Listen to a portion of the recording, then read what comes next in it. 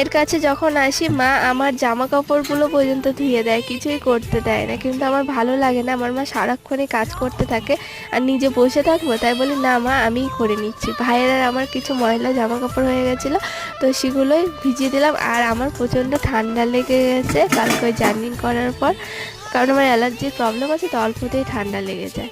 তো রান্নাটাও আজকে আমি করেছি, মা জোগাড় করে দিয়েছে। ভেটকির শাক করেছি বেগুন দিয়ে আলু দিয়ে, আর বেগুন দিয়ে আলু দিয়ে মাছের ঝোল করেছি। দুপুর হয়ে গেছে, তাই ঘর বাড়ি সমস্তটাই ঝাড় দিয়ে এখন পুজো দিয়ে নেবো। মা গেছে ওই লালি আর কালি, আমাদের দুটো গাভী আছে, ওদের জন্য ঘাস আনতে। তো স্নান করার আগে এখন নদীর পাড়ে গিয়ে জামা কাপড় যেগুলো ভিজিয়েছি ওগুলো ভালো করে কেচে ধুয়ে আনবো। তো নদীর পাড়ে মা আবার দেখো ঘুঁটে দিয়েছে, কি সুন্দর। আমাদের নদীর পাড়ের জায়গাটা কিন্তু খুব সুন্দর, আমার ভালো লাগে। আমি মাঝে মধ্যে এখানে এসে তো বসিয়ে থাকি। ওই দেখো আমাদের কালী। হ্যালো, তোমাদের সঙ্গে আবার পরে কথা হবে, সবাই ভালো থেকো।